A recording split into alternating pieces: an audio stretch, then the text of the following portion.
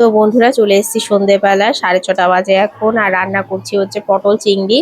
তা এখানে দেখো সব সবজিগুলো ভেজে নিয়েছি, এদিকে মশলা আর পেঁয়াজ কুচিটা। তো এখন রান্না করব হচ্ছে পটল চিংড়িটা, আর হচ্ছে ভাতে দেবো আলু আর ঢেঁড়স সেদ্ধ।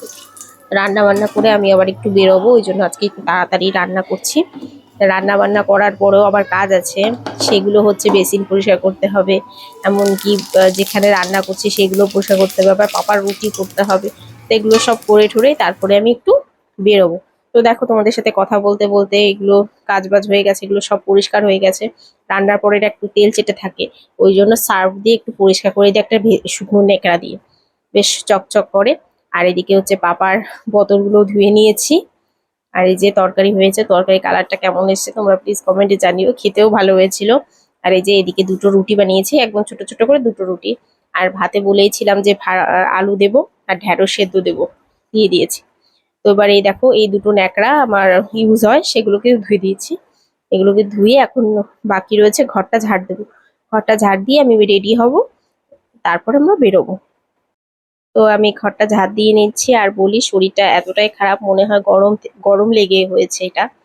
তো যাই হোক, আর ভয়েস দেওয়ার কারণ হচ্ছে পাশের বাড়িতে গান বাজে, তোমরা তো জানোই আমার ডেইলি ভিডিও যারা দেখো অবশ্যই। তো এবার ঘরটা ঝাড় দিয়ে যাব হচ্ছে রেডি হতে। আর ওদিকে রেডি হওয়ার আগে পাপার রুটিটা দুধে ভিজিয়ে দেব, একটু চিনি তাল মিষ্টি দিয়ে ভিজিয়ে রেখে দেব, যাতে এসে ওকে খাওয়াতে পারি। তো দেখো আমার হয়ে গেছে ঘর ঝাড় দেওয়া। এখন 7:30 বাজে, আর তোমরা তো দেখলে আমার সমস্ত রান্না বান্না কমপ্লিট হয়ে গেছে। এখন একটু ফ্যানের নিচে দাঁড়িয়ে আছি, রেডি হব, যাব হচ্ছে আমার ওই জ্যাঠা শ্বশুরের বাড়ি, ওদের বাড়িতে একটু দরকার আছে। আর কেন বলবো, হ্যাঁ একটা জিনিস দেখাই তোমাদের সাথে শেয়ার করি। পাপার হচ্ছে পয়লা বৈশাখের উপহার। উপহার বলতে কি, ওর পায়ের যেই ঝুমকোগুলো আর কি, এগুলো হচ্ছে নষ্ট হয়ে গেছিলো, যেহেতু বাচ্চা মানুষ সারাক্ষণ খেলাধুলা করে ভেঙে গেছিলো, তারপরে নষ্ট হয়ে গেছিলো। তাই এটাকে ঠিক করে নিয়ে এসছে। এই যে পায়ের মল, ও 2 দিন ধরে খালি পায়ে রয়েছে। খালি পায়ে বলতে কি এসব ছাড়া। আর এই যে এই চুড়িটাকে একটুখানি মানে একটু ঘষে নিয়ে এসছি যাতে একটু চকচকা হয়। আর এই যে এটাকে কি বলবো, যে তোমরা দেখতে পাচ্ছ যে আটকানো যেই ইয়েটা, এইটাকেও ঠিক করে নিয়ে এসছে ওর পাপা।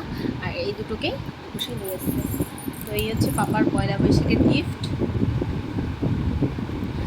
তো চলো রেডি হয়নি ফটফট, মানে ফটফট না ফটাফট চলো। তো বন্ধুরা এখন 10:30 বাজে, আমাদের খাওয়া দাওয়া হয়ে গেছে, পাপারও খাওয়া দাওয়া করিয়ে দিয়েছি। এখন শুয়ে পড়বো। আর শরীরটা বেশি একটা ভালো না, ওই জন্য আর ভিডিও করতেই পারিনি, সকাল থেকেও কিছু ক্লিপ তুলতে পারিনি। সন্ধ্যের পর থেকে একটু যাই হোক ভিডিওটা করতে পেরেছি। আর কালকে যাব আমরা একটা জায়গায়, কোথায় যাব না যাব সবটাই তোমাদের সাথে শেয়ার করব, তোমরা ভিডিওটা দেখতে থেকো, তাহলেই বুঝতে পারবে। আর শরীর খারাপের জন্য ভিডিও আর দিতে পারছি না।